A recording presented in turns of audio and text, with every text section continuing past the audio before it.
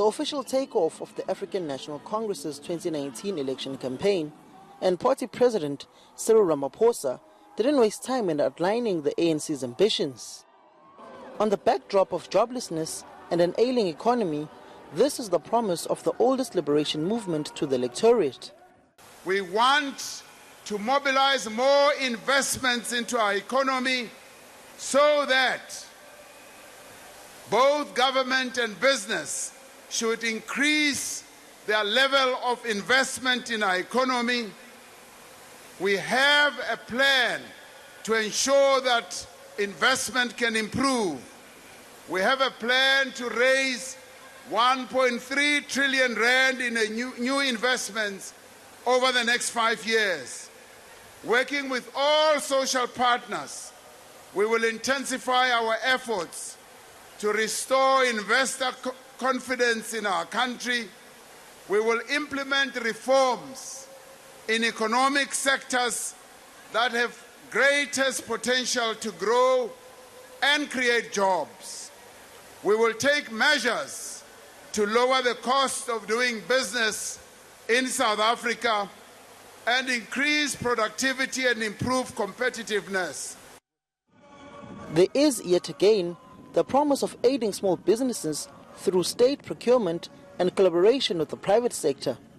We will use government massive procurement to support transformation and job creation, including allocating at least 30% of procurement spend to small businesses and cooperatives. Now, we've been talking about this for a few years. Through this manifesto, we are going to make sure that indeed we utilize government procurement to ensure that indeed we do benefit small and medium enterprises, particularly those enterprises that operate in our townships and in our rural areas. Land reform is also in sight as the National Assembly resolved to amend Section 25 of the Constitution. Land expropriation without compensation was the ANC's 54th National Conference resolution. Now it's part of the governing party's 2019 election manifesto.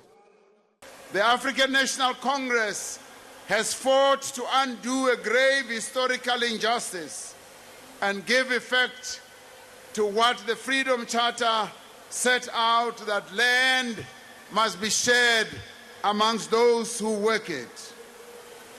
In this manifesto, we outline elements of a plan to accelerate land reform, making use of a range of complementary measures, including, where appropriate, expropriation of land without compensation.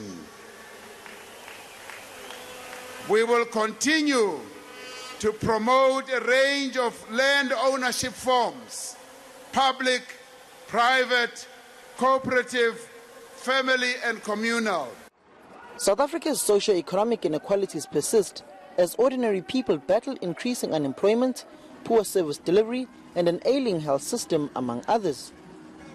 And with the election season upon us, the sight of politicians crisscrossing the length and breadth armed with their promises will also increasingly become a familiar sight. Samkele Masego, Durban.